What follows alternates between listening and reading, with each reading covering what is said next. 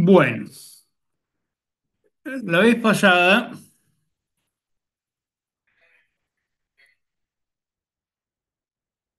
habíamos llegado, creo que hasta acá, tenemos las cuatro ecuaciones de Maxwell para el vacío en función de las fuentes. O sea, estas ecuaciones están escritas de manera que a la derecha figuran las fuentes, que habíamos dicho que las fuentes del campo electromagnético son Rho y J. ¿De acuerdo? Las únicas fuentes. Ahora bien, otra cuestión muy importante que voy a seguir insistiendo es, debido a Faraday y Ampère Maxwell, hay una completa relación entre E y B. O sea, para que un campo sea solución para un determinado problema, ese campo tiene que, digamos, tiene que cumplir las cuatro ocasiones. Si no, no es solución de, de Maxwell. ¿De acuerdo? Entonces, eh, hay una íntima relación entre Faraday y Ampère-Maxwell, entre los campos eléctricos y magnéticos a través de estas dos expresiones. ¿De acuerdo? Sí, Bien,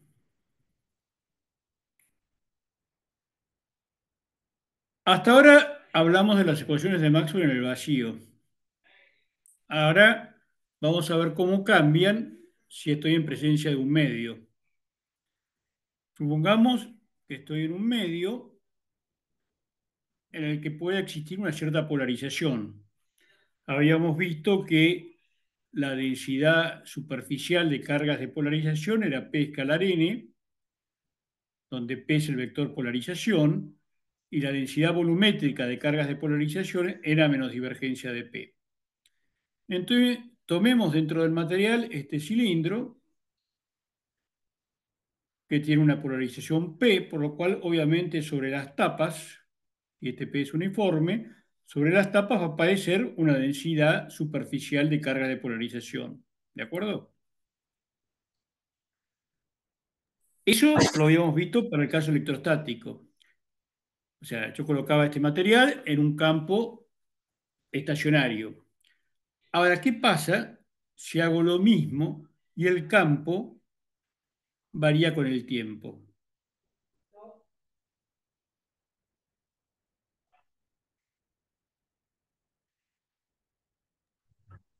¿Qué ocurre? ¿Qué ocurriría?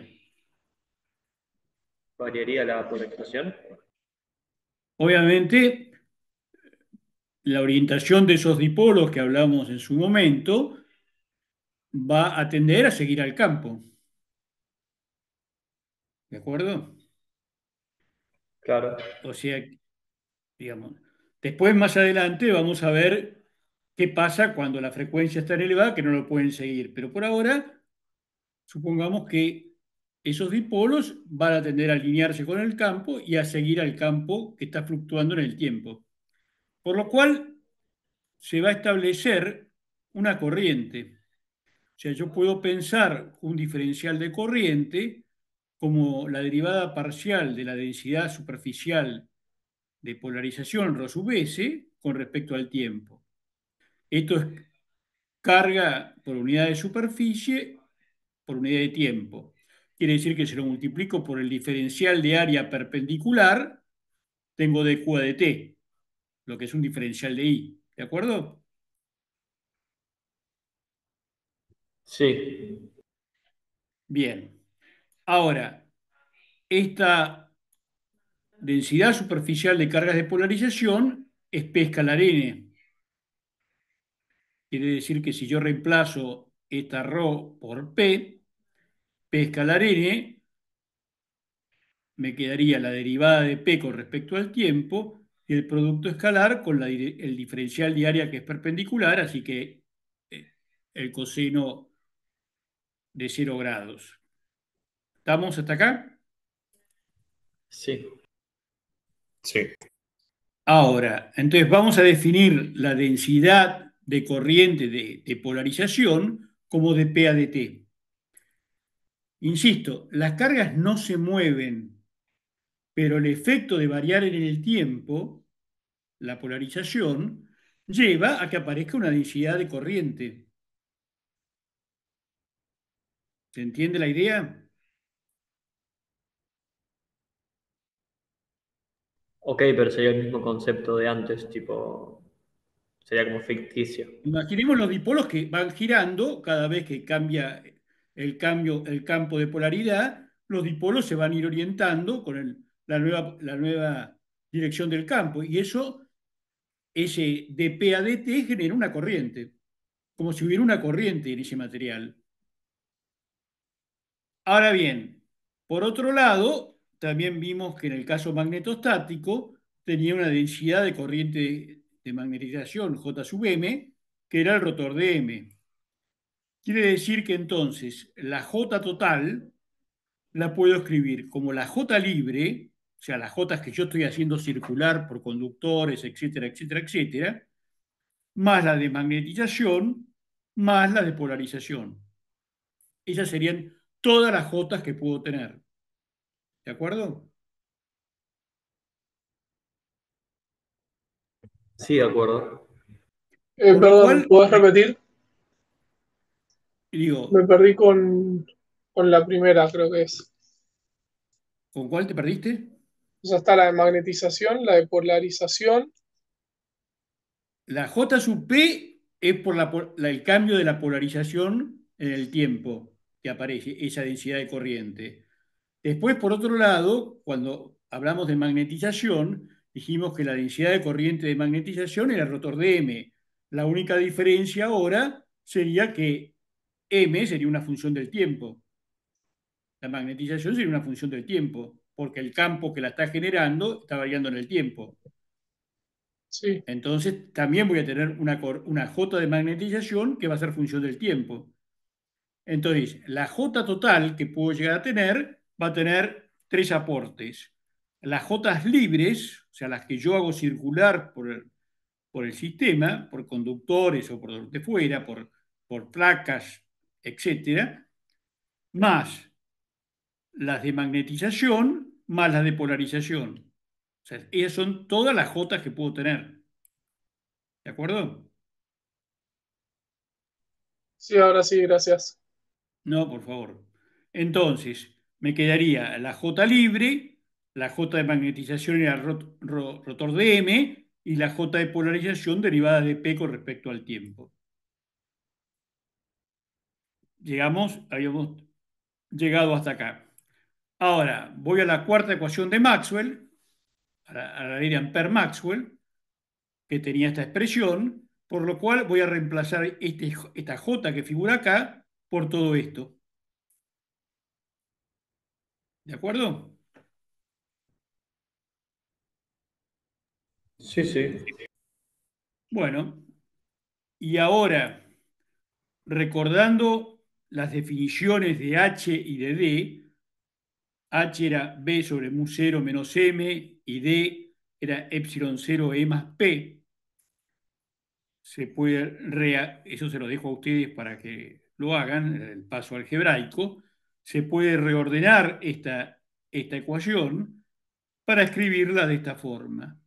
Rotor de H igual a J, donde J ahora son las J libres nada más, lo que antes llamé J sub L, ahora es directamente J, más derivada de D con respecto al tiempo. O sea, usé las definiciones de H y D para englobar todos estos términos que tengo acá.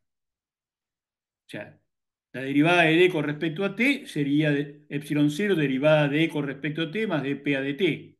O sea, ahí puedo agrupar términos para escribir esta expresión de esta forma mucho más compacta. ¿De acuerdo? De Sí. acuerdo. Sí, sí. Bueno, entonces, de ahora en más J son las J libres. Ya las de polarización y magnetización están incluidas en H y D. ¿De acuerdo? ¿Y eso está claro? O sea, te referís en lo que vas a seguir ahora. ¿Perdón?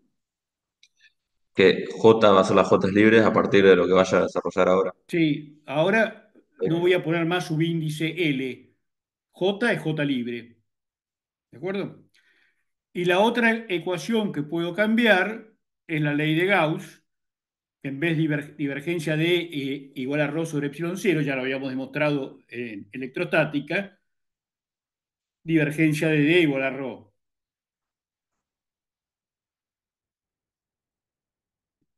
Digamos, esa es una demostración que hicimos cuando hablamos de dieléctricos. De manera que con este cambio, las ecuaciones de Maxwell quedan de esta forma. Divergencia de D igual a ρ, divergencia de B igual a cero, rotor de E igual a menos dB a dt, esa no cambió, rotor de H igual a J más derivada de D con respecto al tiempo. ¿De acuerdo? Sí. Estas ecuaciones obviamente van a valer tanto en el vacío como en un medio material. ¿De acuerdo? Sí. Bien, una nota al pie de página. En su trabajo original, Maxwell escribió 20 ecuaciones y la forma en que trabajaba, por ejemplo, al vector A, en vez de llamarlo a las componentes a sub x, a sub y, a sub z, la llamaba con letras distintas, por ejemplo, FGH. Al vector E lo llamaba P, E sub X sería P, Q sería E sub Y, R sería E sub Z. Se dan cuenta que era bastante más complicado, porque Sí. todavía la idea de escribirlo vectorialmente, como mostramos en la diapositiva anterior, no estaba. Entonces,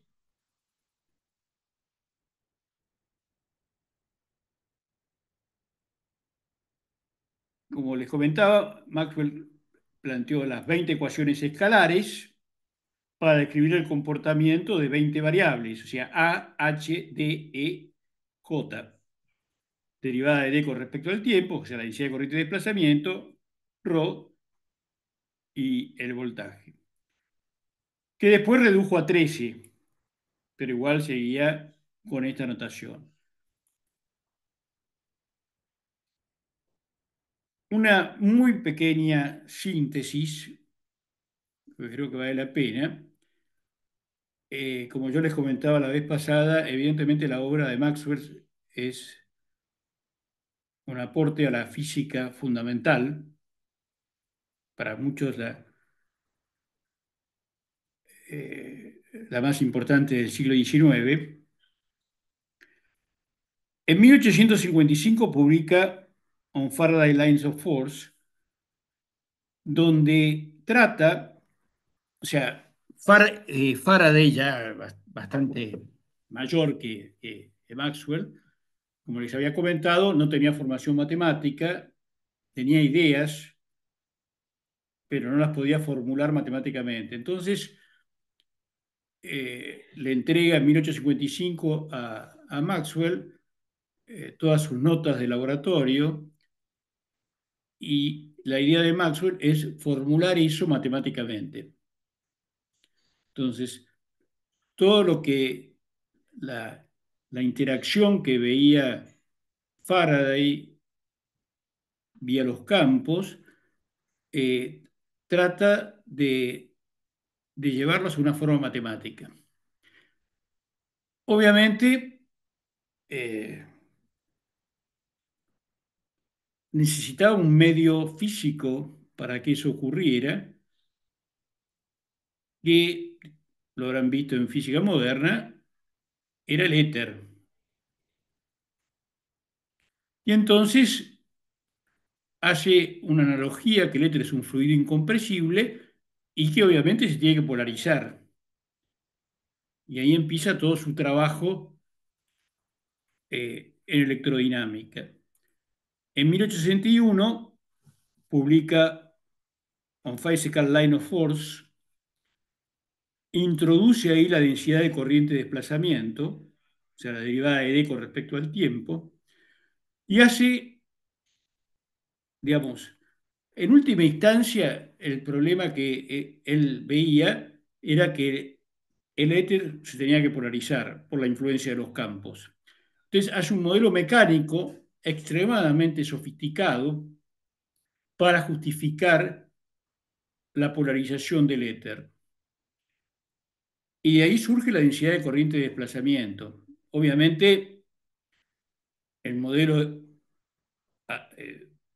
digamos, sabemos que hoy en día que es totalmente incorrecto, pero llega a un resultado correcto. Eso es lo paradójico. Y ya ahí, en este trabajo de 1861, vislumbra la posibilidad de que la luz sea una onda electromagnética. Eso lo vamos a tratar en la siguiente presentación. En 1864, en la Dynamical Theory of Electromagnetic Field, se empieza a desprender del modelo mecánico del éter y reduce sus 20 ecuaciones a 8 ecuaciones del campo electromagnético.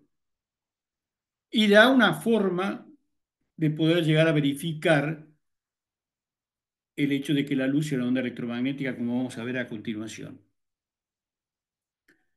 En 1873, esta es su obra final, A Treatise of Electricity and Magnetism, que es el trabajo más importante, donde resume toda la teoría electrodinámica. O sea, ahí es las bases del electromagnetismo. Obviamente Maxwell en su momento no fue demasiado entendido por el resto de los físicos. O sea, muy poca gente llegó a entender lo que estaba diciendo Maxwell. Muy pocos. O sea que su teoría no pasó demasiado, digamos, no tuvo demasiados adherentes. Uno de ellos, de los que sí se puso a estudiar la teoría de Maxwell, fue Heinrich Hertz en 1887. O sea, ya Maxwell había muerto, y es el que demuestra experimentalmente la existencia de ondas electromagnéticas. Digamos. O sea, Maxwell se muere sin una comprobación experimental de su teoría.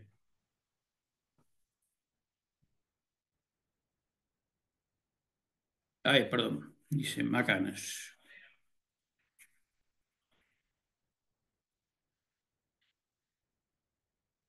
Entonces, en síntesis, el trabajo de Maxwell representa la unificación de los campos eléctricos y magnéticos.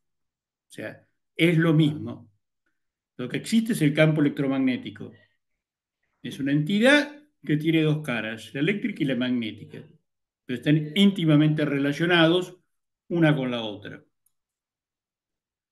Predice la existencia de ondas electromagnéticas, como vamos a ver enseguida, y aparece una alternativa al modelo de acción a distancia de la física newtoniana que habíamos hablado al principio de la materia. O sea, la interacción ahora es vía los campos, no el principio de acción a distancia. ¿Se acuerdan de lo que era? Sí, Bueno, este, denle gracias a estos dos señores, Gibbs y Heaviside, que son los que toman el trabajo de Maxwell y lo llevan a la forma vectorial actual. O sea, lo que vimos como ecuaciones de Maxwell es la reformulación que hacen Gibbs y Heaviside del trabajo de Maxwell. Y Heaviside junto con Hertz, que como dije fue el que descubrió experimentalmente las ondas electromagnéticas, deciden darle a esas cuatro ecuaciones el nombre de ecuaciones de Maxwell. Gracias a ellos dos las conocemos como ecuaciones de Maxwell.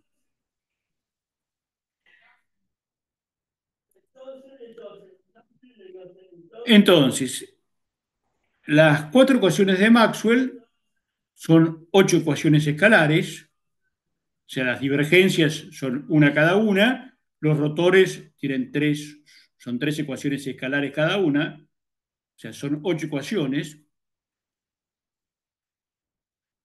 Los campos E, D, B y H tienen tres componentes cada uno, o sea que son 12 incógnitas, por lo cual evidentemente necesito algo más para poder resolver los problemas electromagnéticos. ¿De acuerdo? Sí, Sí, sí. Bueno, ese extra son precisamente las relaciones constitutivas que estuvimos viendo. La relación de E con E, B con H y J con E.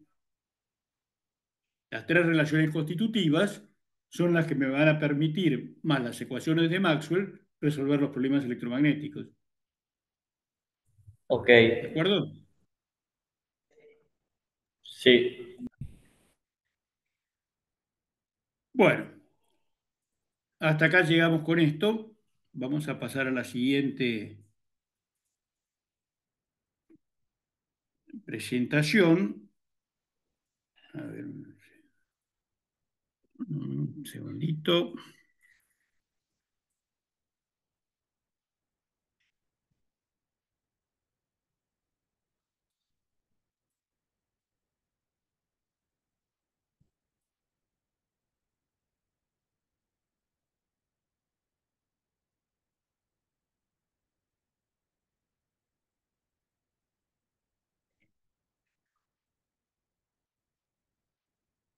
Bueno, vamos, ya que estamos acá, este es un tema que lo vamos a tratar después del primer parcial, pero ya que estamos en la puerta, vamos a dar un paso más, además que va a ser útil después para hablar del tema de líneas de transmisión, el tema de las ondas electromagnéticas.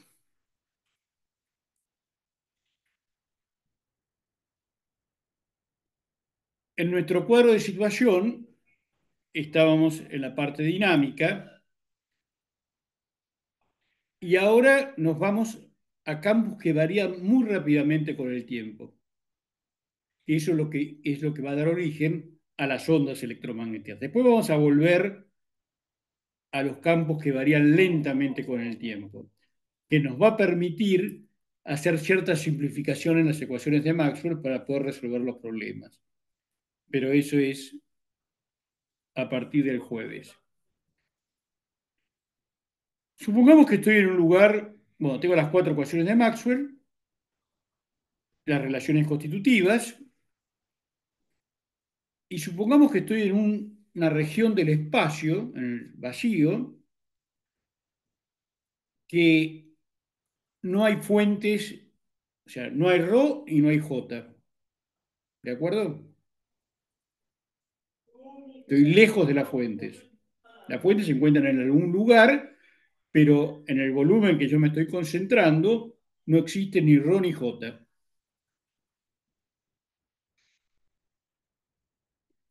Entonces, las ecuaciones me quedarían de esta forma. O sea, divergencia de D igual a cero, rotor de H menos derivada de D con respecto al tiempo igual a cero.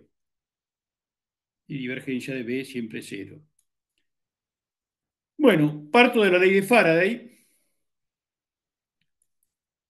tomo rotor miembro a miembro, me quedaría rotor del rotor de igual a menos mu cero, derivada con respecto al tiempo del rotor de H. ¿De acuerdo? Sí. Bien. Ahora, creo que lo habíamos mencionado en algún momento, rotor del rotor de un campo vectorial es gradiente de la divergencia menos el laplaciano. O sea que voy a reemplazar este rotor del rotor D por esta identidad vectorial. ¿Estamos? ¿Hasta acá? Sí. Sí. Bien. Ahora, ¿cuánto vale la divergencia de Cero.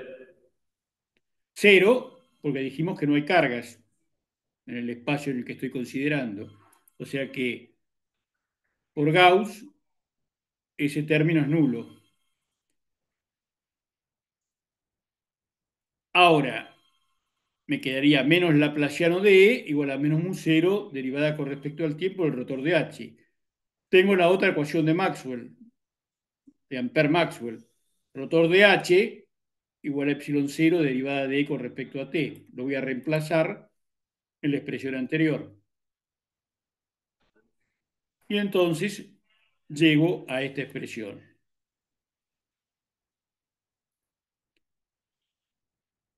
Esta expresión es una expresión típica de qué cosa?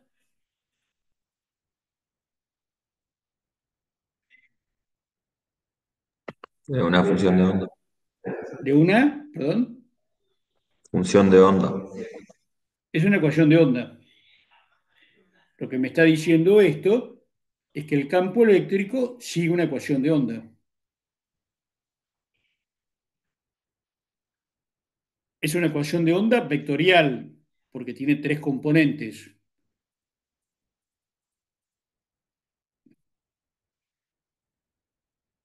Es la ecuación de onda, obviamente dijimos que no hay fuentes, o sea, ni ρ ni j. Ahora, si en vez de partir de Faraday parto de Ampère-Maxwell y hago lo mismo, tomo el rotor miembro a miembro, me queda el rotor del rotor de H, gradiente de la divergencia menos el laplaciano, igual a esto.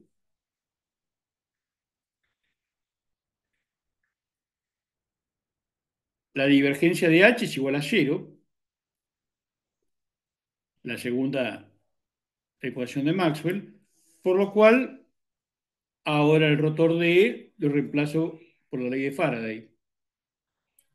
Entonces me queda laplaciano de H igual a mu 0 epsilon 0 derivada segunda de H con respecto a T dos veces. O sea, es la misma ecuación de onda para E y para H. ¿De acuerdo? De acuerdo. Sí.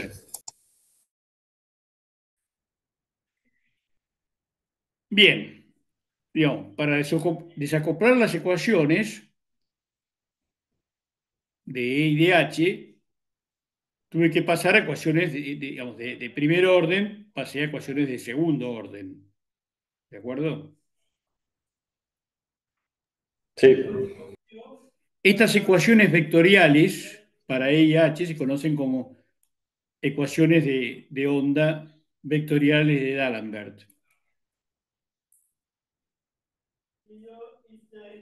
Obviamente no son independientes porque las dos provienen de las dos ecuaciones, las dos leyes de Maxwell, Faraday y Ampère-Maxwell. Si ahora comparo la ecuación de onda para E con la de un campo cualquiera, por ejemplo, acá está con el laplaciano, o sea, tres dimensiones, esta tiene una sola dimensión, por ejemplo, podría ser la ecuación de onda que han visto en física 1, por ejemplo, en una soga, la oscilación de una soga, ¿sí o no? Sí. Bueno, si yo comparo estas dos ecuaciones en una ecuación de onda, el factor que multiplica a la derivada segunda con respecto al tiempo dos veces es 1 sobre la velocidad de propagación al cuadrado. Quiere decir que mu 0 epsilon 0 tiene que ser igual a 1 sobre b cuadrado sub p. ¿De acuerdo? Sí, Sí. Bueno, esta, esta onda se propaga con una velocidad que depende solamente de mu cero y epsilon cero.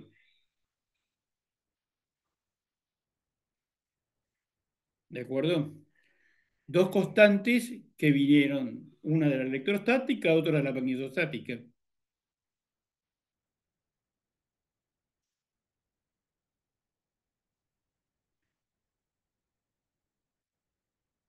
Con los valores disponibles en el momento en que Maxwell encuentra esto, llega a esta velocidad y con los valores actuales de epsilon cero mu cero, esto, o sea, la velocidad de la luz en el vacío, 3 por 10 a la octava metros sobre segundo. ¿De acuerdo? sí, Bueno, el paso gigantesco de Maxwell, es decir, estos campos eléctricos y magnéticos se propagan con la velocidad de la luz, sino que da un paso más fuerte y dice, la luz es una onda electromagnética. Por lo cual, la teoría electromagnética pasa a englobar a la óptica. La luz, hasta ese momento, el estudio de la electrodinámica, estudios de campos eléctricos y magnéticos, no tenía nada que ver con la óptica, eran dos campos de la física totalmente distintos. Es como si hablara de mecánica de fluidos y óptica, son dos campos que no tienen nada que ver uno con el otro. ¿Se dan cuenta la unificación importante que hace, realmente importante? Sí. O sea, bajo la misma teoría englobo todo lo que es la electrodinámica más la óptica.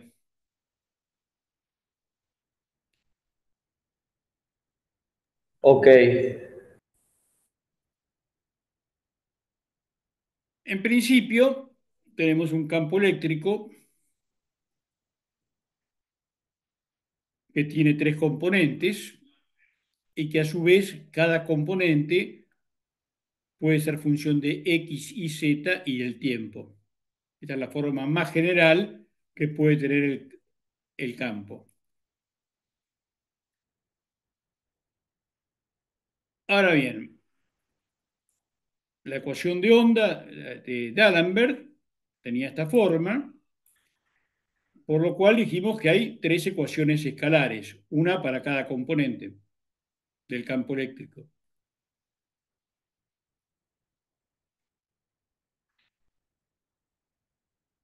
Este laplaciano son derivadas segundas con respecto a X, a Y, a Z, y del otro lado, derivadas segundas con respecto al tiempo dos veces.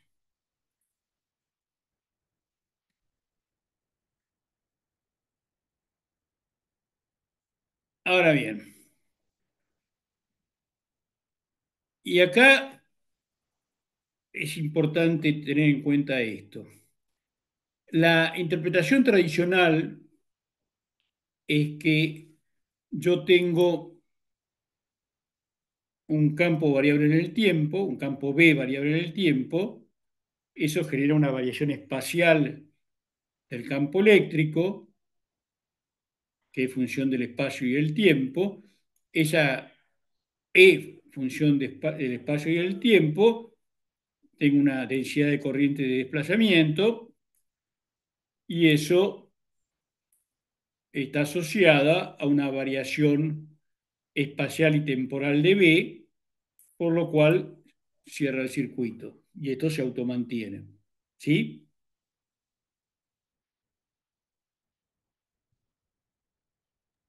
sí, Bueno, esto, digamos, de alguna forma, digamos, insisto, esta es la interpretación tradicional que figura en el 99% de los libros. Pero esto no va de acuerdo a lo que hablamos en la clase pasada de la interpretación causal de los campos eléctricos y magnéticos. ¿Por qué puedo decir lo que estoy diciendo? ¿Puedes Porque hemos repetir? dicho que uno no produce lo otro.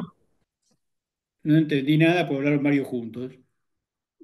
¿Podemos repetir la Habíamos dicho pregunta que de uno? por ejemplo, que el rotor de E produce, estás hablando de producir y no de que pasan al mismo tiempo las relaciones. O sea, evidentemente, simultáneamente existe todo esto. No es que uno genera al otro. No hay una relación causal como la que está dibujada acá. Todas estas flechas que están puestas acá no están. En realidad existe esto simultáneamente. Y eso era debido a las variaciones de J en algún lugar. ¿De acuerdo?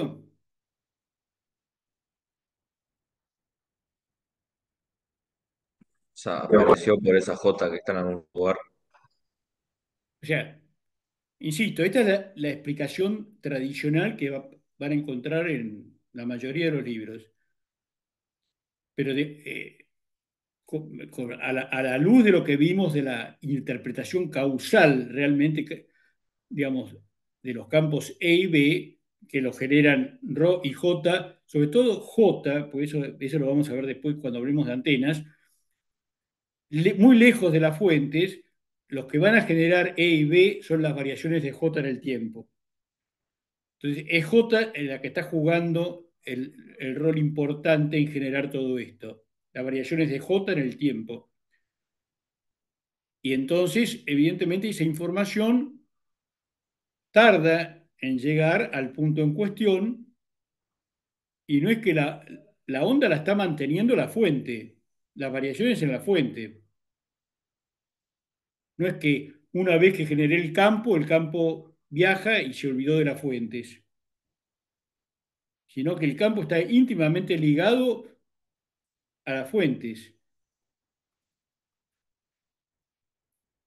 Y entonces tenemos Una, la otra interpretación. Sí, una consulta. La clase sí, pasada vimos con las ecuaciones de Jeffimenko lo del principio de acción a distancia que decía, bueno, proponía esto de las soluciones causales en base a que los campos tenían una velocidad de propagación, era como un sí. tiempo de retardo. Y ahora estamos viendo Digamos, que, sí,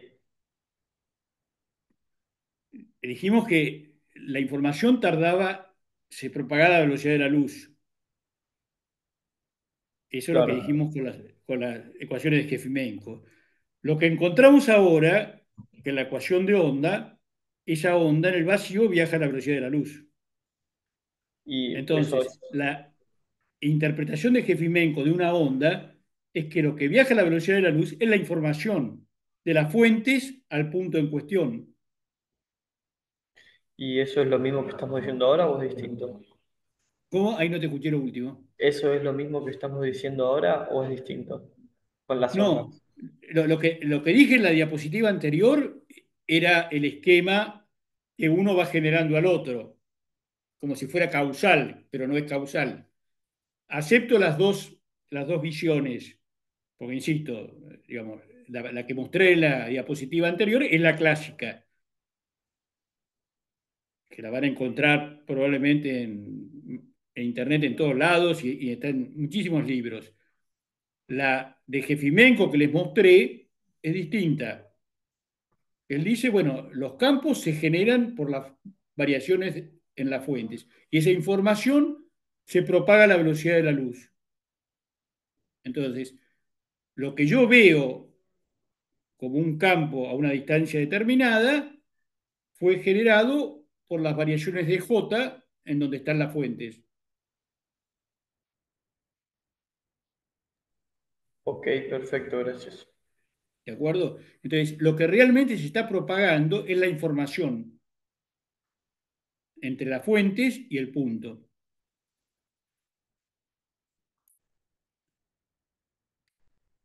Vamos a hablar de lo que se llaman ondas planas. consideremos que el campo eléctrico, en vez de ser función de las tres coordenadas, X y Z, va a ser solamente función de la coordenada en la dirección que la onda viaja, o sea, en la dirección de propagación. Supongamos que la onda viaja en la dirección Z, entonces los campos van a ser solamente función de Z. Si viajara en la dirección X, serían solamente función de X. Si viaja en la dirección Y, sería solamente función de Y. ¿De acuerdo? Entonces, de la expresión anterior, E sub X, E sub Y y E sub Z pasan a ser funciones solamente de Z y T. Estoy asumiendo que la onda viaja en la dirección Z.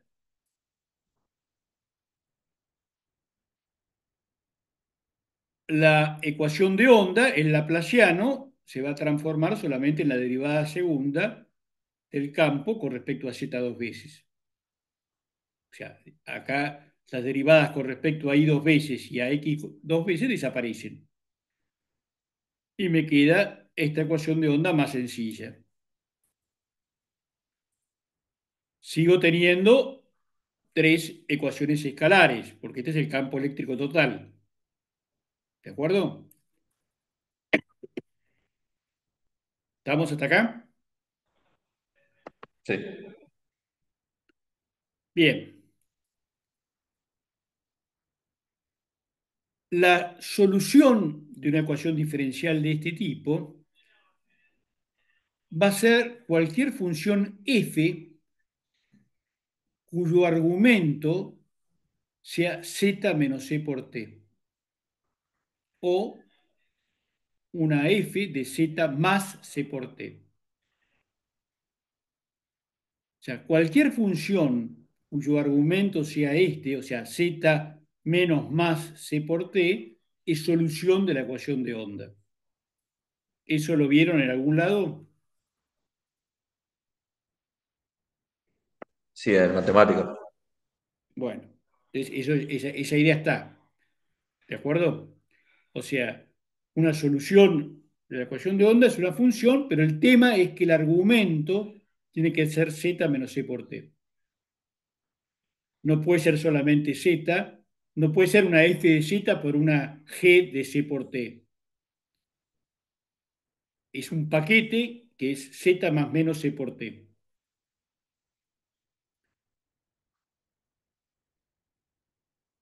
Ahora bien, la que tiene como argumento z menos c por t es una onda que viaja en la dirección de z mayor que cero. Y la que tiene el argumento z más c por t es una onda que viaja en la dirección z menor que cero. O sea, después las condiciones de contorno del problema me permitirán determinar si la onda viaja, me quedo solamente con la solución que viaja en z mayor que cero o la solución que viaja en z menor que cero. Eso dependerá del tipo de problema que tratemos. Pero en principio están las dos soluciones. ¿De acuerdo? Sí.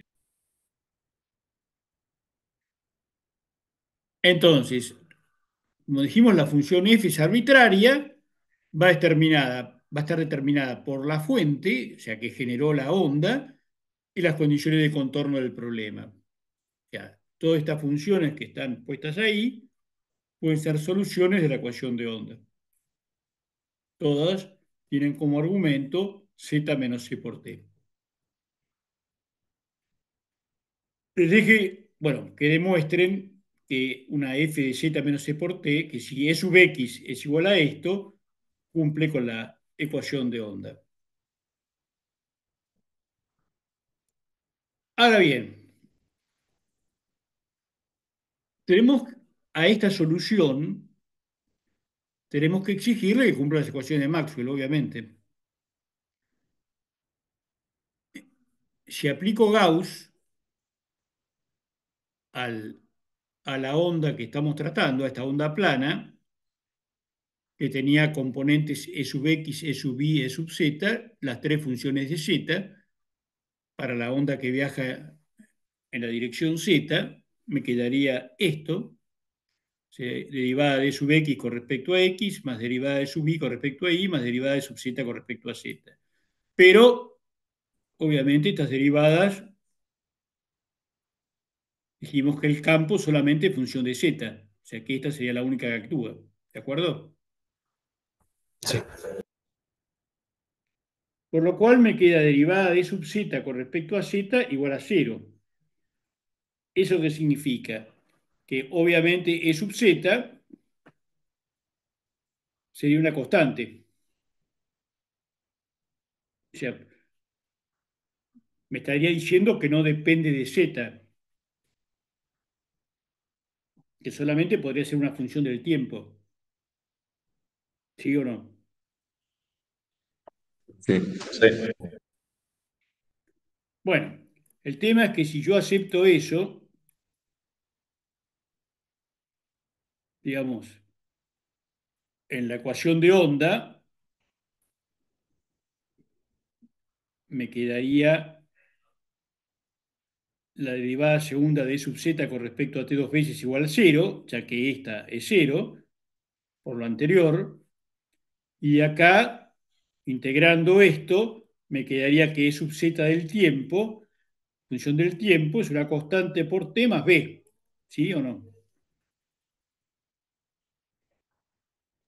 Sí. Bueno, esa es una solución matemática. ¿Físicamente tiene sentido? Y no, bueno, está acotada. No, porque a medida que transcurre el tiempo, la intensidad de campo iría creciendo hasta el infinito. O sea, no tiene sentido físico esta solución. ¿De acuerdo? ¿Lo ven todos a eso?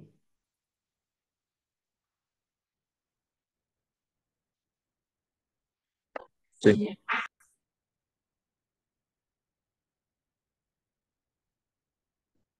Entonces, eso me lleva a que evidentemente A y B tienen que ser nulos. Y la conclusión importante es que no hay componente del campo, en esta onda plana, no hay componente del campo eléctrico en la dirección de propagación.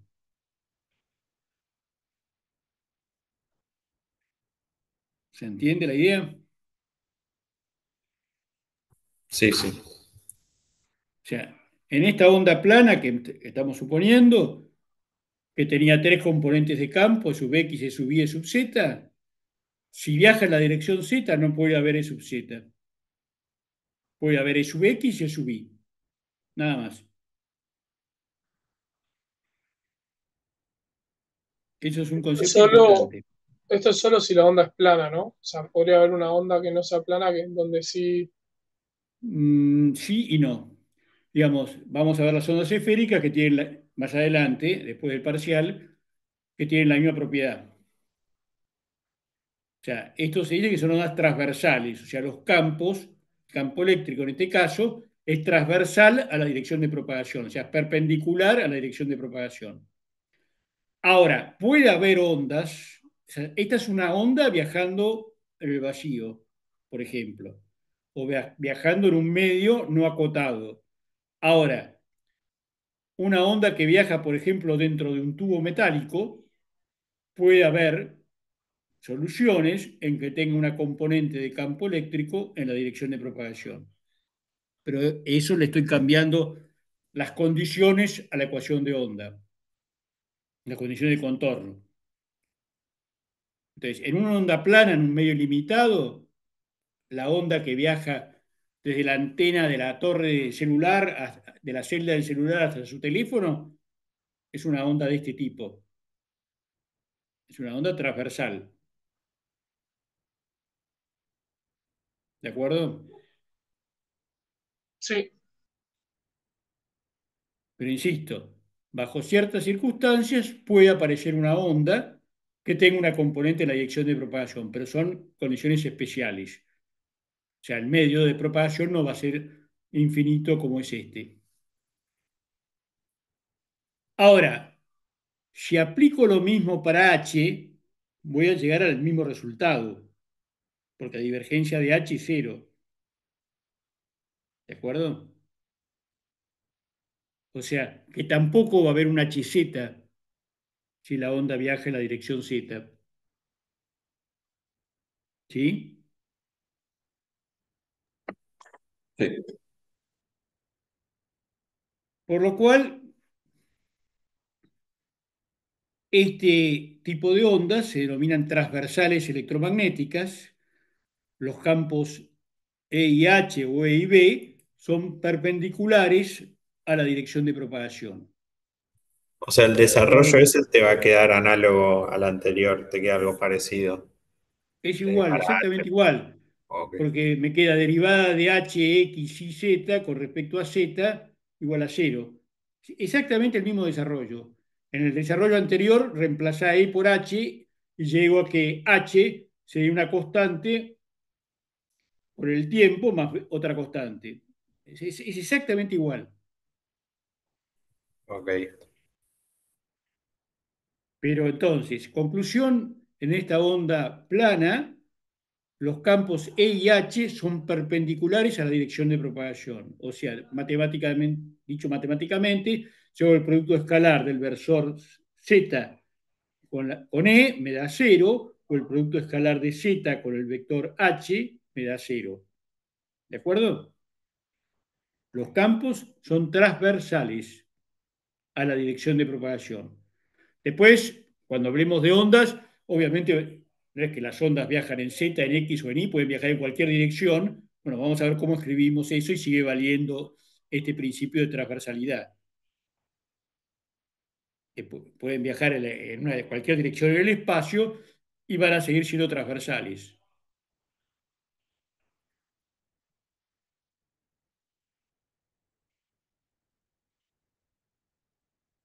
Bueno, tengo la ecuación de onda plana.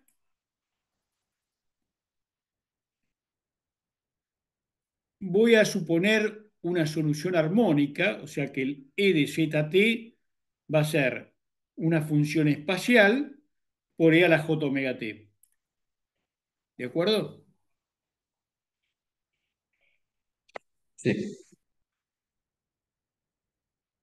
Bueno, al reemplazar en la ecuación de onda las derivadas con respecto al tiempo, es multiplicar por J omega.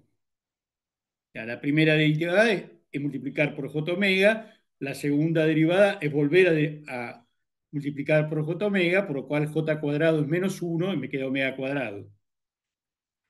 ¿De acuerdo? O sea, al suponer una variación armónica, la derivada segunda, esta menos la derivada segunda de con respecto a t dos veces, es multiplicar por omega cuadrado. ¿Estamos?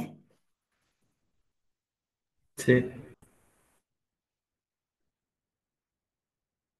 Bueno, mu 0 epsilon 0 era 1 sobre c cuadrado, la velocidad de la luz al cuadrado, por lo cual esto, mu 0 epsilon 0 omega cuadrado, me queda omega sobre c al cuadrado. Y a eso lo voy a llamar k, el número de onda. De manera que la ecuación de onda me va a quedar derivada segunda de E por respecto a z dos veces, más k cuadrado por EZ igual a cero. Esto me va a dar la solución de la parte espacial, porque la parte temporal ya sé cuál es E a la j omega t. O sea, la solución de esto lo voy a multiplicar por E a la j omega t. ¿De acuerdo? sí, sí. Esta es la ecuación de un oscilador armónico, por lo cual, evidentemente, la solución espacial E de Z va a ser una constante por E a la más menos J K Z. De manera que la solución para el E de ZT es lo anterior multiplicado por el E a la J omega T que tenía acá. O sea, me queda E a la E0, la constante, por E a la J, omega T más menos K por Z. El signo va a depender en la dirección que viaje la onda. Si es menos, viaja en Z mayor que cero. Si es más, viaja en Z menor que cero. ¿De acuerdo? Sí. de acuerdo.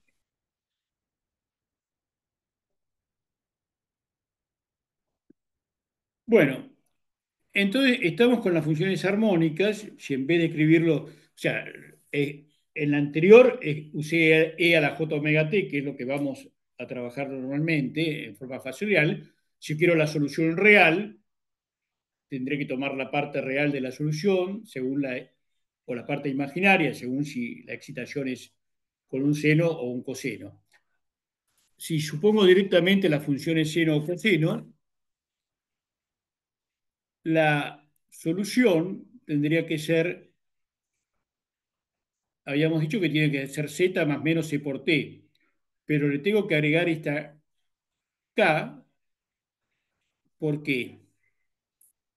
Porque tiene sentido decir un coseno de z, donde z es una distancia. No. No, tiene que ser un ángulo. K por z precisamente va a llevar esa distancia a un ángulo. Y K por C va a convertir el producto K por C por T en otro ángulo. Entonces, no hay más remedio. Entonces, la idea es que esta onda, que es función del espacio y del tiempo, va a tener un periodo espacial y un periodo temporal. El periodo espacial es la longitud de onda, o sea, cada una longitud de onda se vuelve a repetir la misma expresión y cada un periodo temporal t vuelve a tener la misma expresión. Entonces, primero para el periodo espacial, tengo la expresión de la onda. Si yo le sumo a z una longitud de onda, tengo que volver a obtener lo mismo. Por eso es el periodo espacial. ¿De acuerdo? Sí. Bueno, entonces de ahí surge que k por lambda tiene que ser igual a 2pi. De manera que k es 2pi sobre lambda. Este es el número de onda. Y el periodo espacial, ahora le sumo al tiempo, le sumo un periodo, vuelvo a obtener lo mismo, por lo cual k por c por t tiene que ser igual a 2pi. O sea, el periodo es 2pi sobre k por c, o sea, lambda sobre c. La inversa del periodo es la frecuencia, o sea que la frecuencia es c sobre lambda. Y omega es 2pi por la frecuencia, la pulsación. De manera que con todo esto, la expresión me queda coseno de k por z más menos omega por t.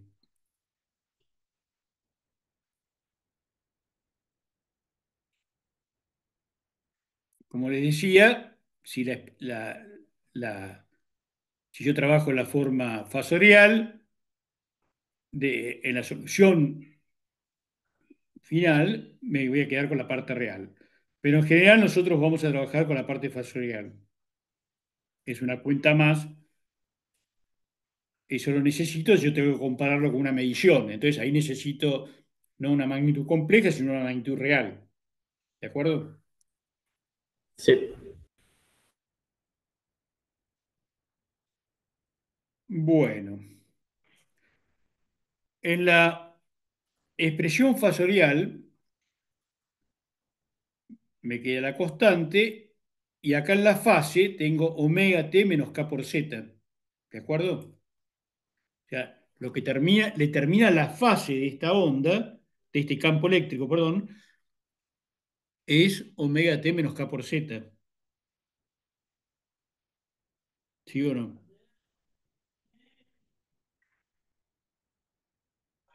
Claro. Y esa fase obviamente va a depender del tiempo y del espacio, de t y z. Quiere decir que si yo fijo omega c menos k por z igual a una constante, ¿sí? Eso me da una fase constante. ¿Estamos de acuerdo? Sí, Bueno, omega t menos kz igual a constante es un plano de fase constante en el espacio zt. ¿Sí? sí, Bueno, precisamente por eso llamamos ondas planas, porque el espacio de fase constante es un plano.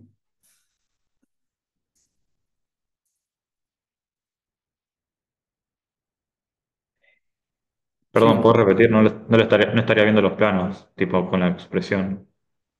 Por eso yo digo, yo tengo acá arriba omega t menos kz.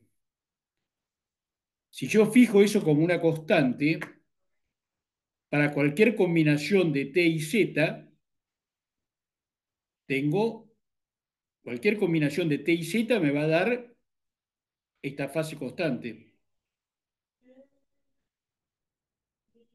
Y eso ocurre sobre este plano. Claro, o sea, todos los valores posibles se pueden representar como esos planos, como un plano así cuadrado. Por eso mismo, sobre este plano, la fase de la onda es constante. Entonces, yo digo, bueno, por eso llamamos ondas planas, porque la superficie de fase constante es un plano. Omega t menos kz igual constante, o omega t más kz igual constante. Depende en qué dirección viaje.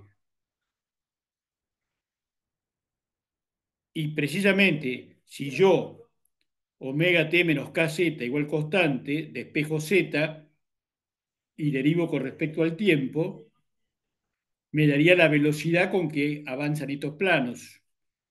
La derivada de z con respecto a t me queda omega sobre k, que no es otra cosa que la velocidad de la luz en el vacío.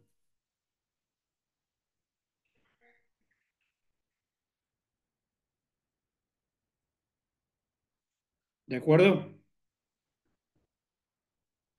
Perfecto. O sea, las ondas planas tienen planos de fase constante. Después, cuando veamos ondas esféricas, las superficies de fase constante van a ser esferas. O, también pueden ser cilindros. O sea, las superficies de fase constante van a definir el carácter de esa onda. Bueno, bueno, eso es una animación de los campos E y H perpendiculares a la dirección de propagación. Obviamente E y H están en fase en esta onda, ¿sí o no?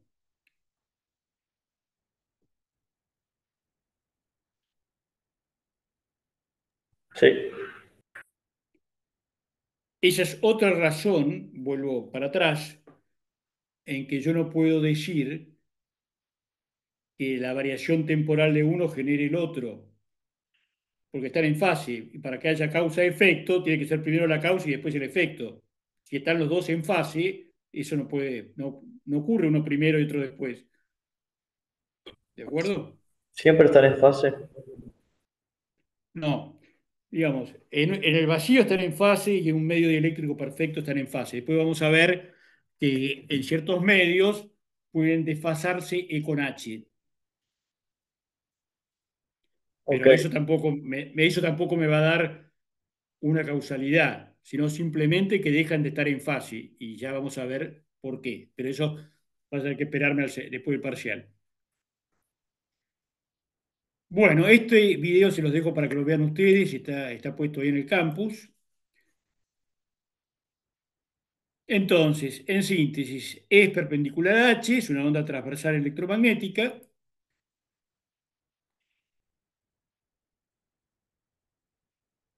y con esto cierro la parte de esta introducción a ondas. Si yo reemplazo el vacío por un dieléctrico perfecto, se sigue todo cumpliendo. Lo único que tengo que reemplazar es epsilon 0 mu 0 por epsilon mu. ¿De acuerdo? En la ecuación de ondas. Sí. Entonces, la velocidad de propagación me quedaría 1 sobre raíz de epsilon mu. Pero el epsilon, cualquier epsilon, lo puedo escribir como el epsilon relativo por epsilon cero y el mu lo puedo escribir como el mu relativo por mu cero. ¿De acuerdo?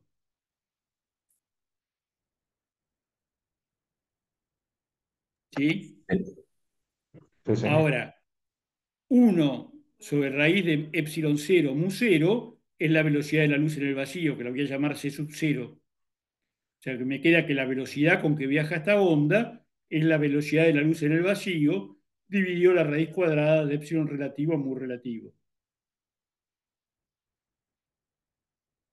¿Sí? Sí, Ahora, si el medio es no magnético, como la mayoría de los medios que vamos a tratar, bueno, el mu relativo vale 1, por lo cual la velocidad de propagación pasa a ser la velocidad de la luz en el vacío dividido la raíz cuadrada del epsilon relativo. Los epsilon relativos son mayores que 1, por lo cual la velocidad de propagación en un dieléctrico va a ser menor que la velocidad de la luz en el vacío. ¿Sí? sí, Bueno, volviendo al señor James Clerk Maxwell, además de su aporte gigantesco al electromagnetismo, hizo unas cuantas cosas más.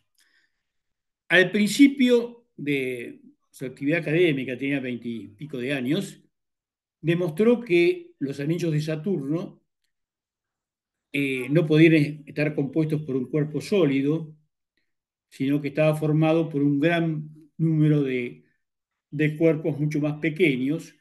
Los telescopios de la época, la resolución de los telescopios de la época todavía no permitían verlo. El, el Voyager, cuando pasó por Saturno, confirmó evidentemente que son un gran número de cuerpos mucho más pequeños lo que forman los anillos de Saturno. Entre 1855 y 1860 estudia la sensibilidad de la retina al color. O sea, es decir, cómo se generan los distintos colores a partir de los colores primarios, rojo, verde, azul. O sea, el principio RGB. Y es el que obtiene la primer fotocolor de la historia, combinando estos tres colores primarios. En 1860 elabora teoría cinética de los gases, o sea, la distribución de Maxwell-Boltzmann, esto lo habrán visto en física moderna. ¿Se acuerdan algo de eso o no?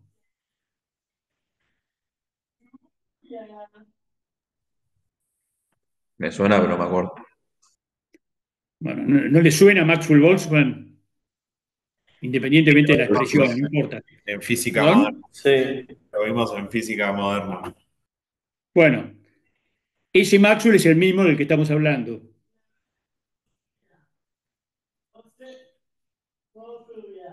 Bueno, como vimos antes, entre el 56 y el 65 se dedica al electromagnetismo. En 1861 elabora el concepto de resonancia en un circuito de RLC.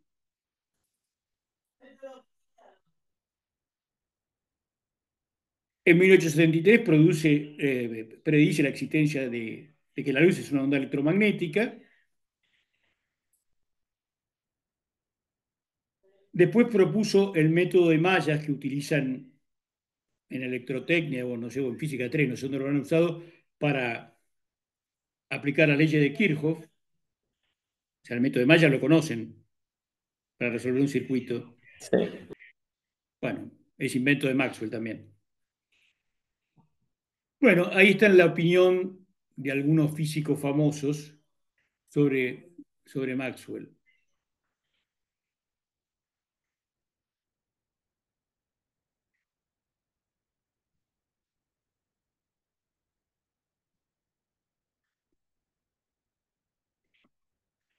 Bueno, como dijimos, Heinrich Hertz, fue el que demostró experimentalmente la existencia de ondas electromagnéticas.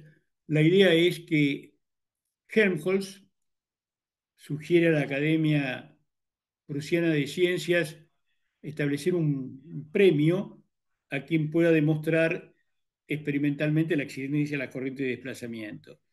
Y ese premio lo gana Hertz, precisamente alumno de Helmholtz, que demuestra experimentalmente la existencia de estas ondas electromagnéticas.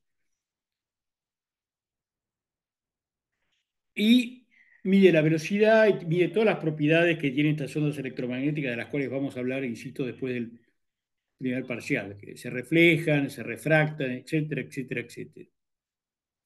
Esto lo hace 15 años después de ser postuladas por Maxwell y 9 años después de su fallecimiento.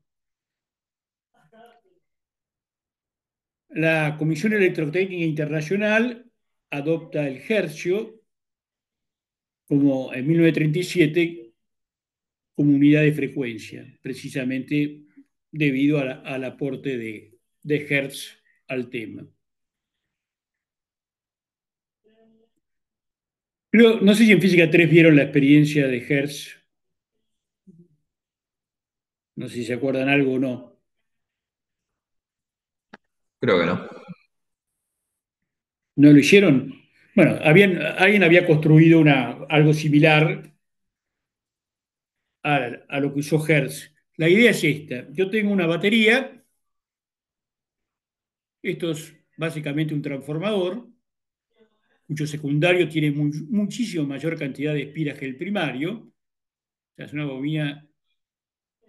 Aquí hay una chapita que cuando evidentemente circula corriente por el primario, el núcleo se magnetiza, atrae la chapita y corta el circuito.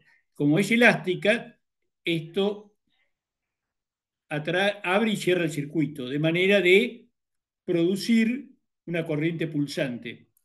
¿De acuerdo? Si no, no tengo transformador. En corriente continua no tengo posibilidad de Faraday. Entonces, en el secundario obtengo la tensión. Y la idea es que aquí se colocan dos esferas que actúan como capacidades y salta una chispa entre ellas. Esa chispa genera una onda electromagnética que se detecta, o sea, ahí hay un video en el campus sobre la experiencia de Hertz, les cuenta cómo fue la experiencia, les recomiendo que es cortito, que lo miren en las condiciones que trabajaban. Piensen que en esa época no había electrónica, no existía nada. Lo único que había era bobinados, capacitores, baterías, punto. No había otra cosa. Y el detector era una espira con una pequeña apertura, o sea, un gap, está cortada, y aquí con una lupa se veía saltar una chispa. La única forma de explicar de la chispa que saltaba acá hasta acá era vía la propagación de una onda electromagnética. ¿Se entiende la idea? Sí,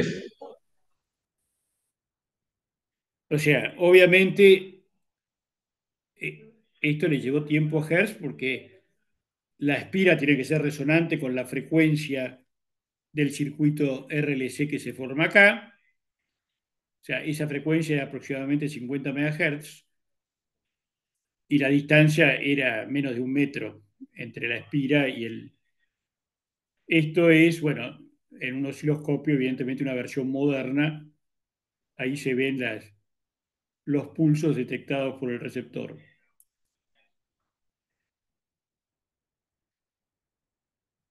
Y para terminar con esto, el espectro electromagnético, ¿hablaron en física moderna del espectro electromagnético?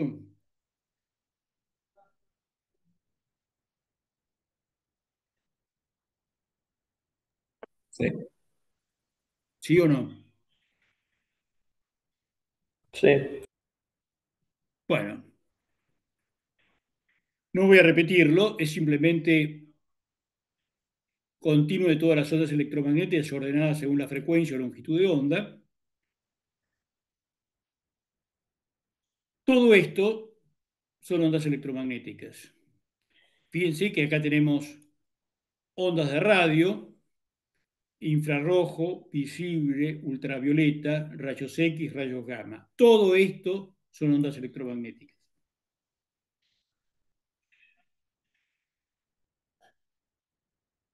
Ahora, evidentemente, ustedes me podrán decir, bueno, es muy distinta las propiedades de la luz con un rayo gamma o con rayos X, ¿sí o no? Sí. Bueno, lo que cambia es cómo interactúan esas ondas con la materia. Evidentemente, con rayos X yo puedo ver el interior del cuerpo, puedo ver un hueso. En óptica no lo puedo ver, no somos transparentes para las frecuencias ópticas. Una onda de radio me puede atravesar tranquilamente sin ningún problema. Somos transparentes. O sea, va a cambiar cómo interactúa con el medio, pero eso lo vamos a ver después.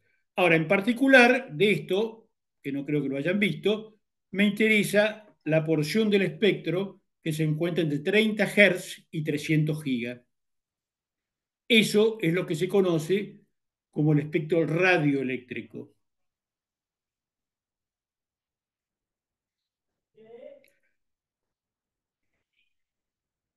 La concepción moderna del espectro radioeléctrico es que es un recurso natural limitado y es un bien de dominio público. O sea, yo no tengo la posibilidad de tener infinitos canales en el espectro radioeléctrico.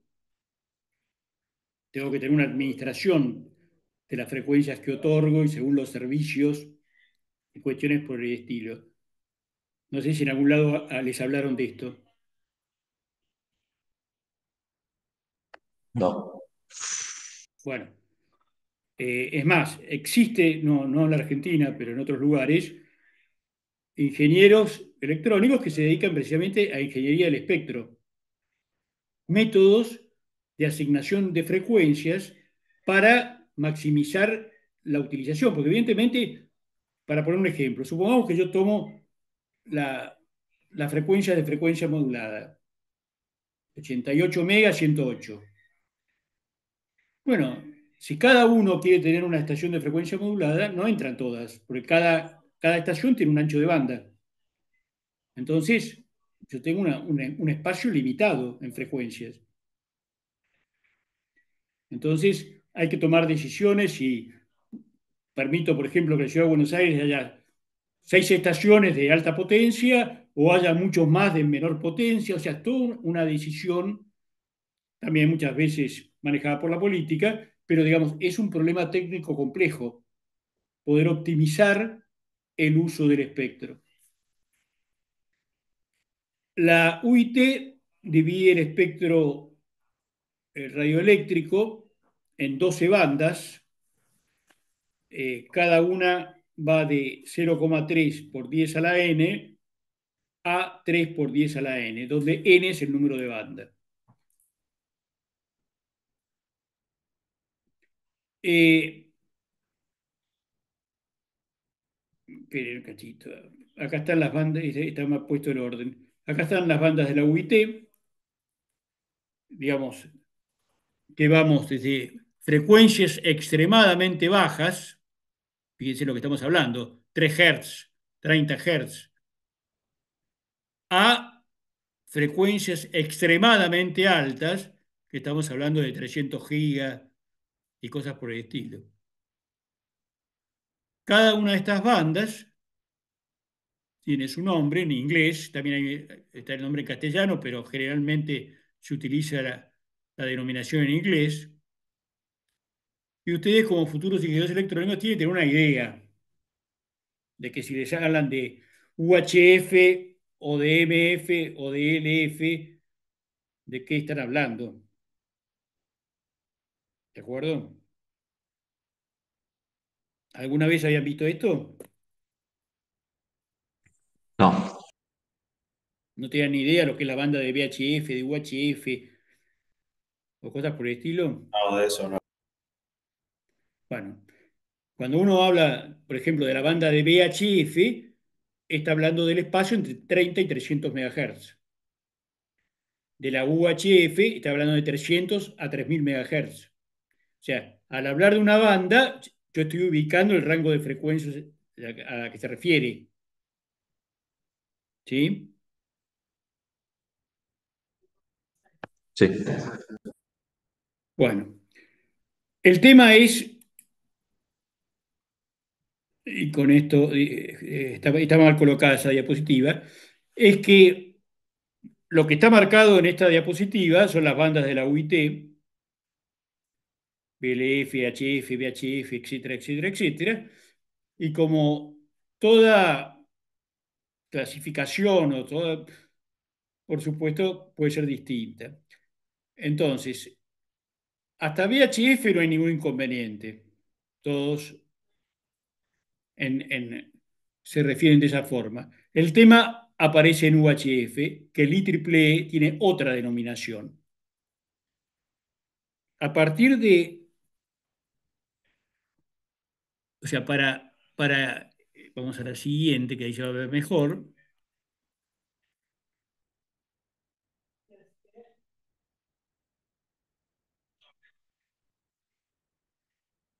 Para el IEEE, la banda de UHF, en vez de llegar a 3 GB, llega hasta 1 GB. De 1 a 2 GB aparece la banda L, de 2 a 3 la banda S, de 4 a 6 la banda C, y así sucesivamente.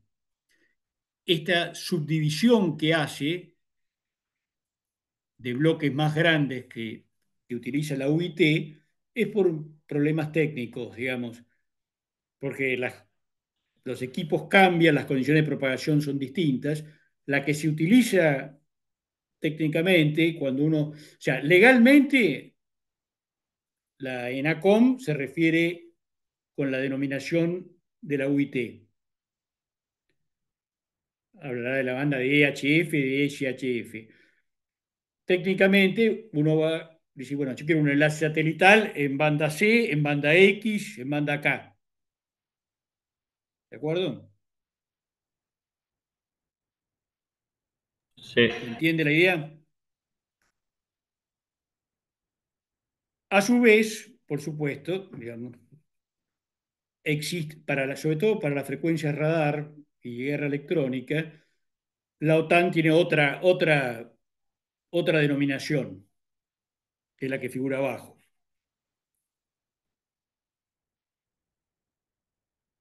Digamos, pero bueno, no importa. ¿Qué es lo que hay acá? Acá tenemos todas las bandas de la UIT. Bueno, en todas existen posibilidades de comunicaciones.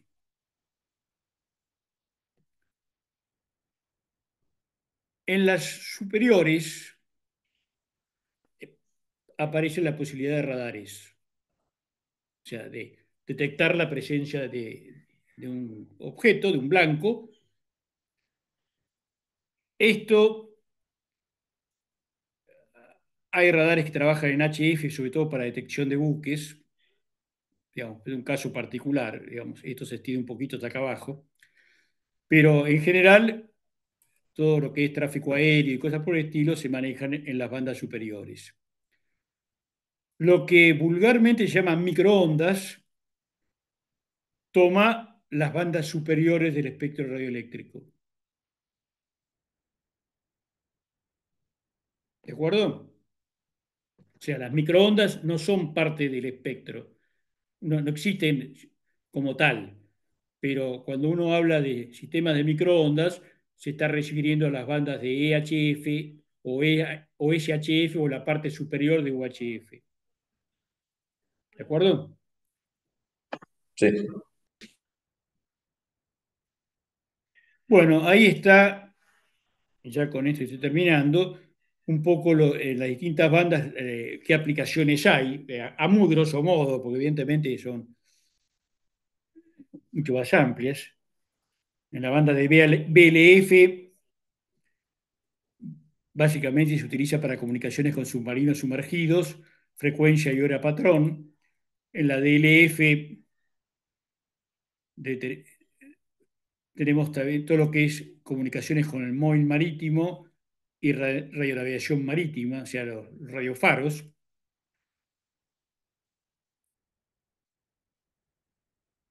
En la DF, MF, frecuencias medias, de 300 kilos a 3 mega, también sigue habiendo comunicaciones con móvil marítimo. Ahí están todas las radios de AM y existen radiobalillas aeronáuticas trabajando en esa banda y comunicaciones de tipo fijo y móvil. En la banda de HF, no sé si alguna vez escucharon hablar de la onda corta,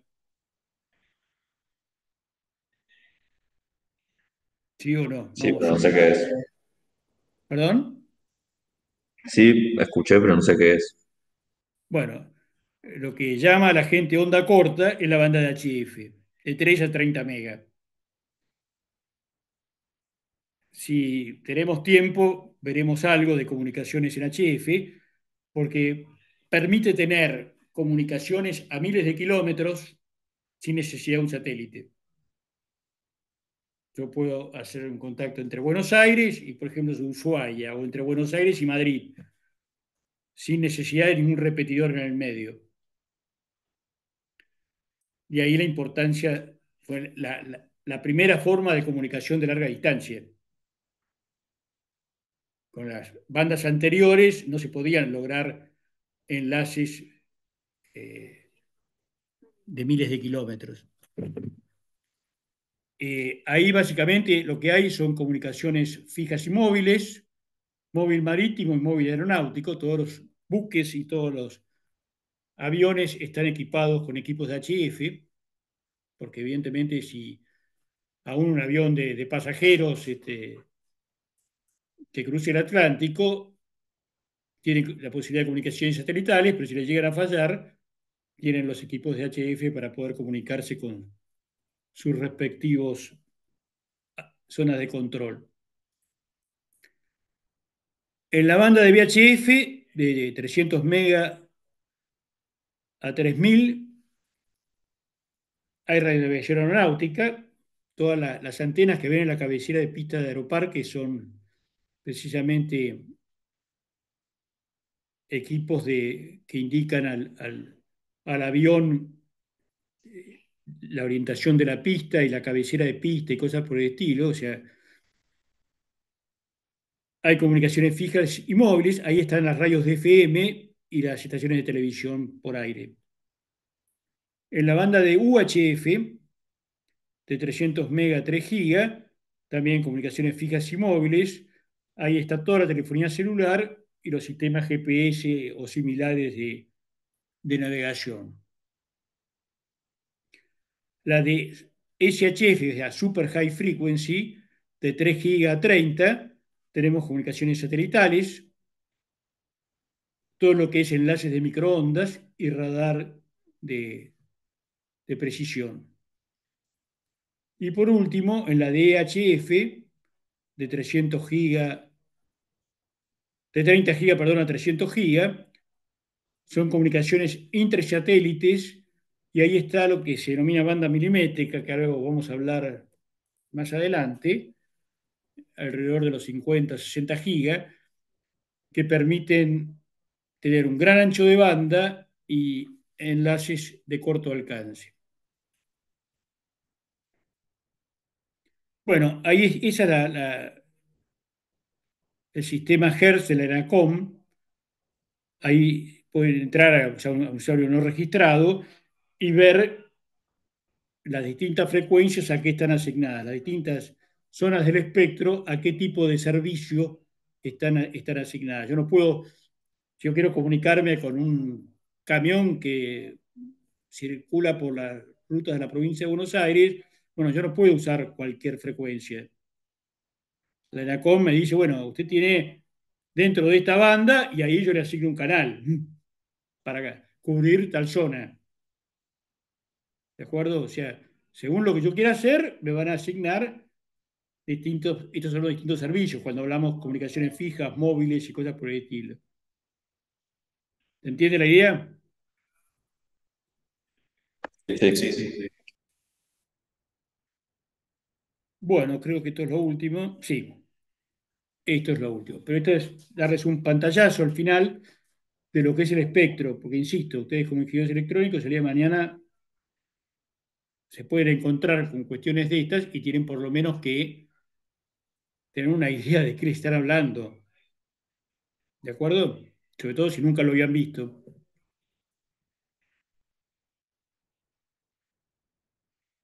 Sí. Bueno, ahora entonces vamos a habilitar las consultas. ¿Hay consultas de los problemas?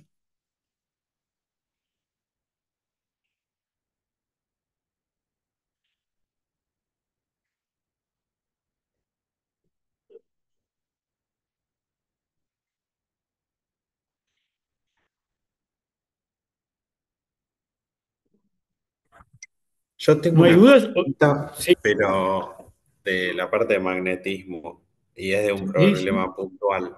No sé si lo vemos ahora o por ahí después Sí, en el no, no, juego. por eso le digo. Ahora, de los temas de magnetostática, Sí, sí, sí. sí, dale. Hay un ejercicio el 17 que pide calcular la autoinductancia en distintas configuraciones. Y Sí. a mí y a un compañero también consultamos y se nos complicó para cómo calcular en todo el espacio la energía magnética. O sea, A ver, matemáticamente se complicó. espera, ¿por qué no tenés ahí para poder compartir la pantalla y ver lo que hicieron? Sí, puedo. Ahí un segundo y Dale. ya comparto.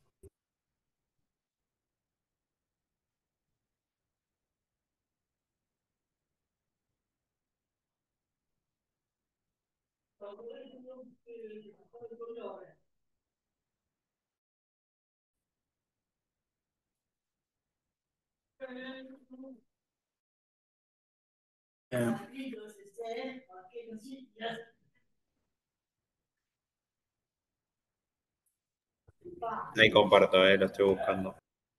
Sí, sí.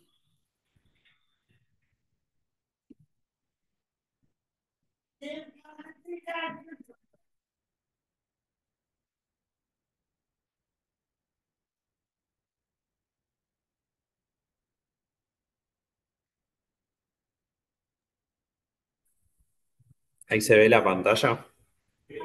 Ahí sí, ahora sí. O sea, ¿Cuál? en otros casos, por ejemplo, en este que hay que integrar un cubo o en este que son áreas más definidas, volúmenes más definidos, no hubo problema. Pero Sí. el tema es cómo, no supe bien cómo representar las coordenadas o cómo integrar matemáticamente, cómo plantear este. Para el caso de Pero, un cable era más fácil, era simplemente integrar el exterior, pero en este nos habíamos complicado. Franco está por ahí, ¿lo querés contestar vos?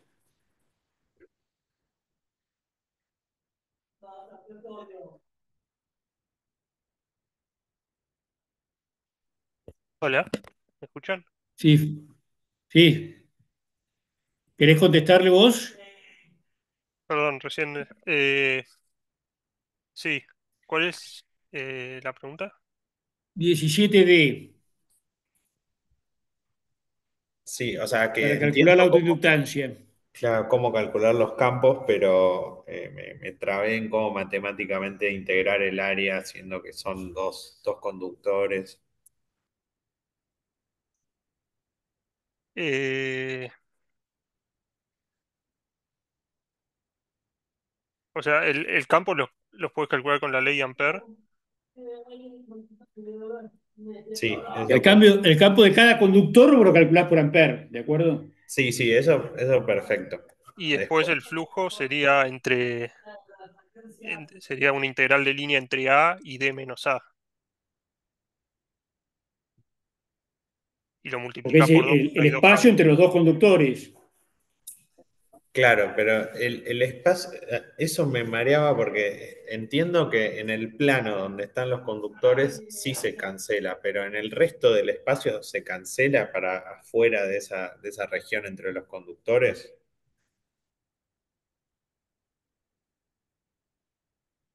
Perdón, ¿cómo se cancela? O sea, ¿por qué solamente tengo que integrar en el espacio entre los conductores? Por la definición de flujo, perdón, por la definición de autoinductancia. ¿Cuál es el flujo a través de quién lo vas a calcular?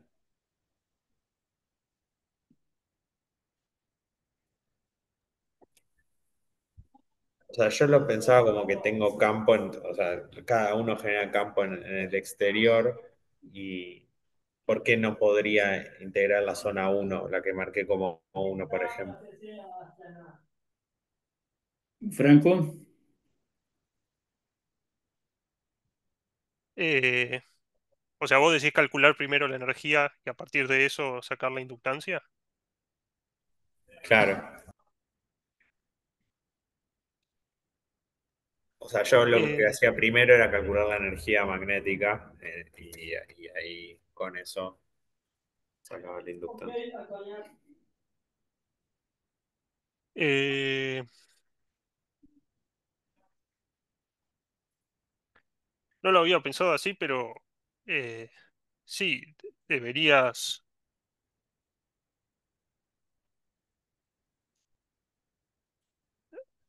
debería hacer lo mismo, me parece.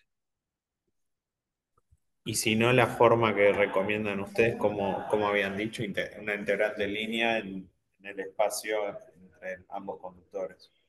O sea, yo había, cuando lo pensé y calculé el flujo a través, claro, del espacio entre ambos conductores.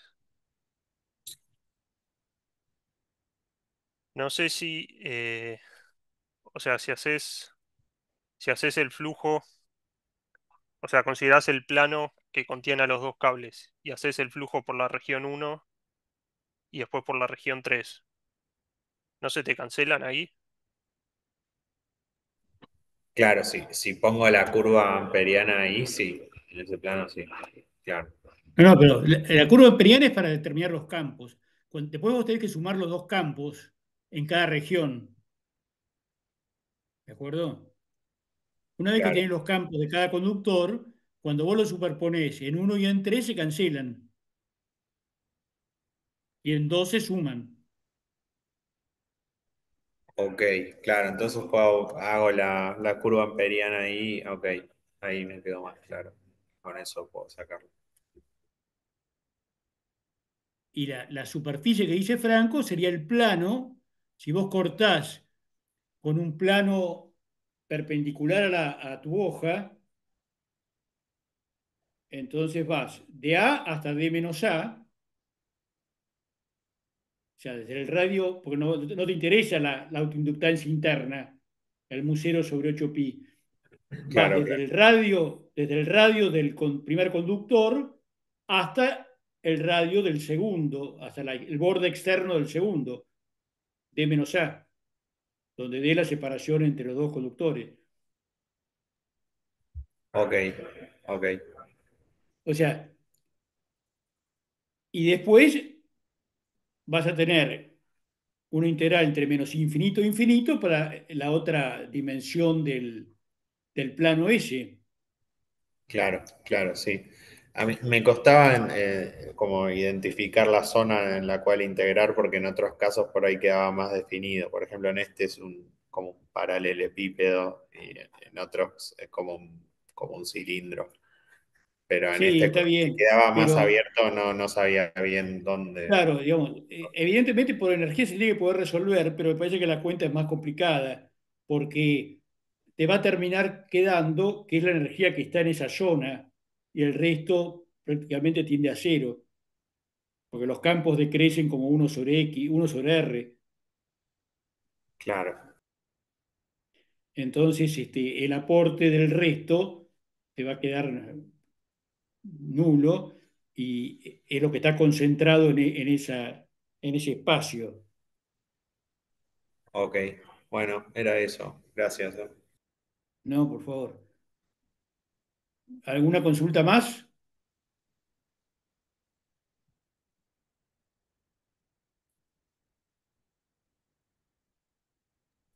De mi parte no.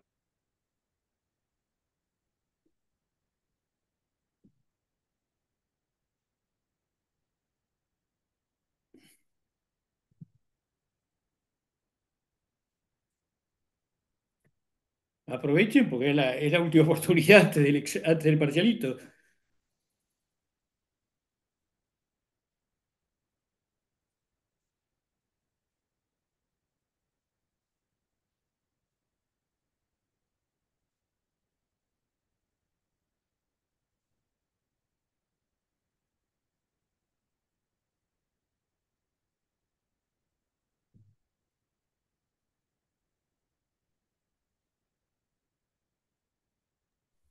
Ah, bueno, igual acá encontré otro más que tuve una diferencia con la respuesta y consulté con otro amigo y también le había pasado algo parecido. ¿Cuál? Lo puedo compartir también. Pero, dame el número. Es el 16. 16. Sí. No sé Sí, si se ve otra. la pantalla, ¿no? Sí, sí se ve. Pero hay que buscar la Que, guía para ver si tengo alguna anotación. Yo creo que los errores los había arreglado todos, pero puede haber. No descarto que pueda haber quedado algún error. El 16. Sí, ¿qué pasa? bueno, tiene estas dos espiras. Como aclaraba que R era mucho mayor que A, lo aproximé por un dipolo magnético a cada una. Agarré la expresión del campo generado por un dipolo y desarrollé así. Y después llego a la fuerza y me queda acá un coseno me queda dependiente del ángulo tita y en la respuesta No, no pero queda dependiente del espera, ángulo. para un cachito, espera un cachito. Vos tenés que hacer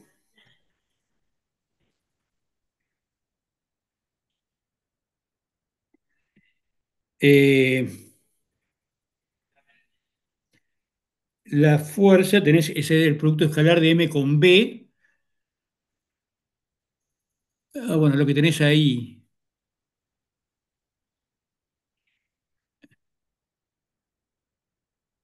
Eh, el coseno tita S. A ver, espera un segundito.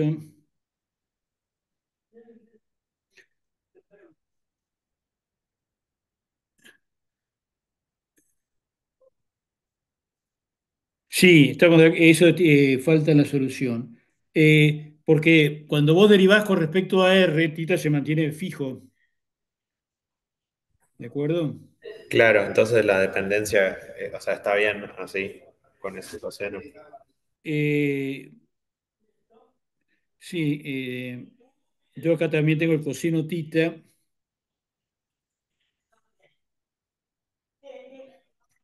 en la cuarta sobre R cubo. Está bien. Eh,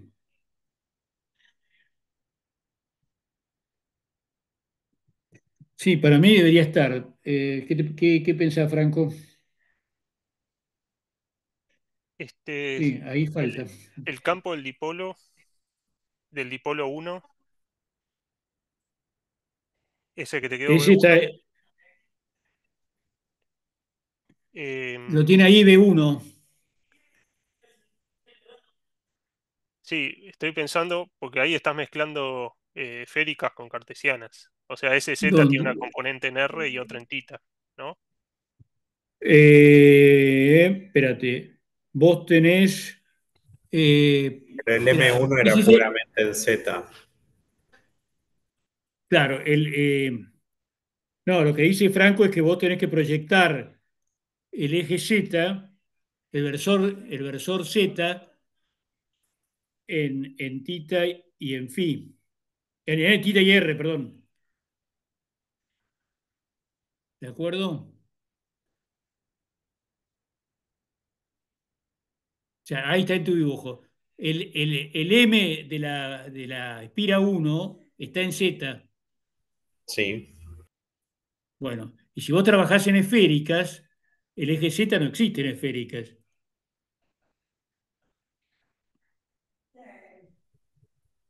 ok. ¿Sí? Entonces los Entonces, el M pongo. tenés que proyectar el versor Z en los versores R y tita de esféricas.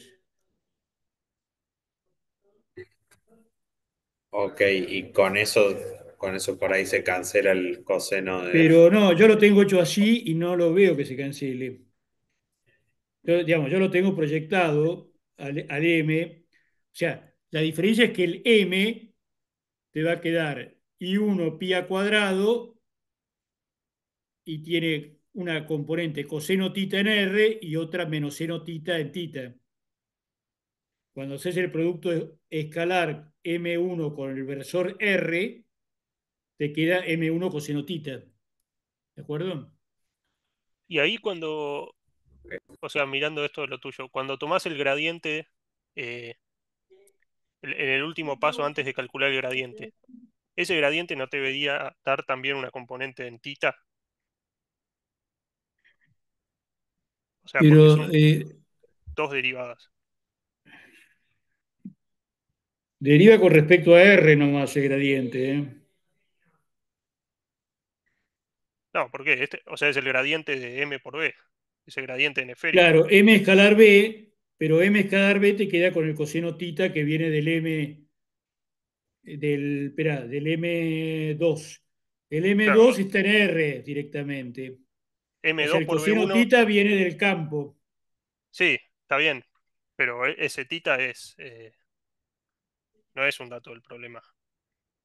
porque el M2 está en la dirección R, entonces ya ese está. Pero el tema es que el El campo M2 dice trae en un coseno radial. tita. ¿Perdón? Por consigna dice que M2 está en radial, en dirección radial. Claro, el M2 está en dirección R de Féricas. Pasa que si tomo R, eso me confundió también, porque dice, si está en dirección radial, por la figura, no parecería que estuviera en la dirección radial de esféricas. Pero fíjate, el M está perpendicular a la espira, ¿no? Sí, Y bueno, es la dirección radial, lo que vos tenés marcado en verde ahí. Yo creo que es O lo sea, que el digo yo. M2 está en R. Sí, el M2 está en R. Cuando haces M2 escalar B1, eso te da un escalar que depende de R y de tita. Entonces, cuando tomás el gradiente en esféricas, tenés que tener en cuenta las dos No, no, derivadas. pero pará, Franco, cuando vos haces ese producto escalar, el M2 con B1 te queda solamente la parte en R, que es la que tiene el coseno tita. Sí, que está bien, pero depende de tita la parte en R. O O sea, sea, después al tomar el ese, gradiente, hay que tomar las dos derivadas. no, no, pero el gradiente ese, si vos tomás las dos derivadas con respecto a R y tita, estás haciendo un movimiento, el movimiento virtual sería en R, alejarlo.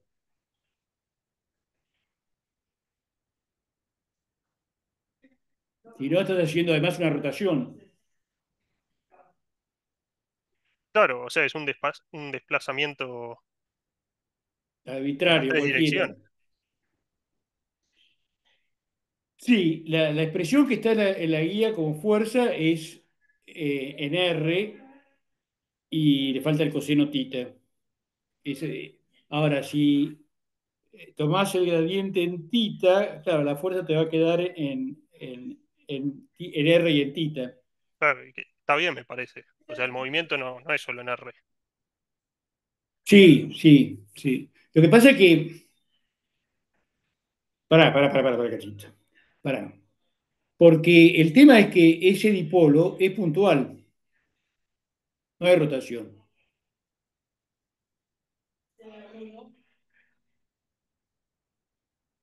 No, pero es una fuerza en tita, Sí, está bien, está bien. Sí, está bien. un desplazamiento en Sí, R y más uno en tita. digo yo. Sí, está bien. Sí,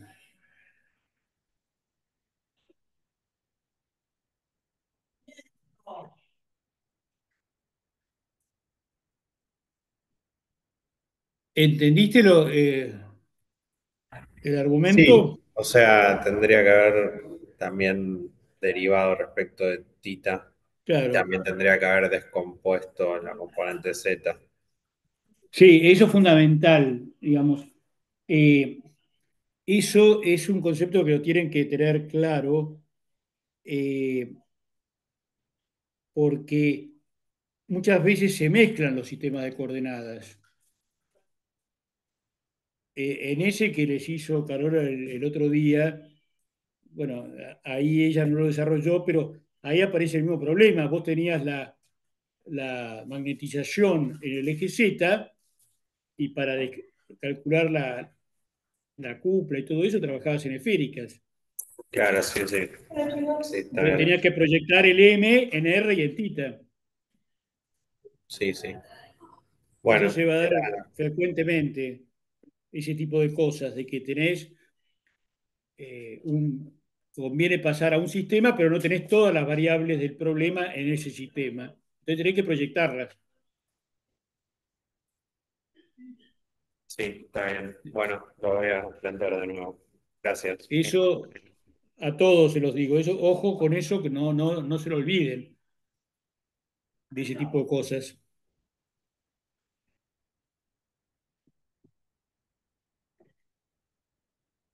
¿Alguna pregunta más? No, no, eran esas dos cosas. Gracias. ¿Perdón? No, eran esas dos cosas. Gracias.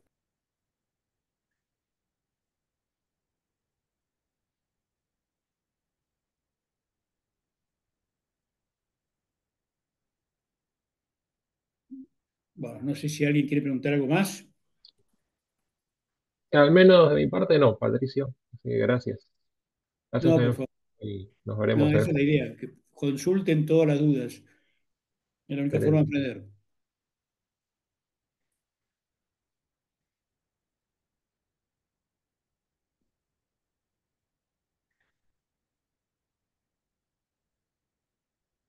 Bueno, nos vemos el jueves. Me voy retirando ya.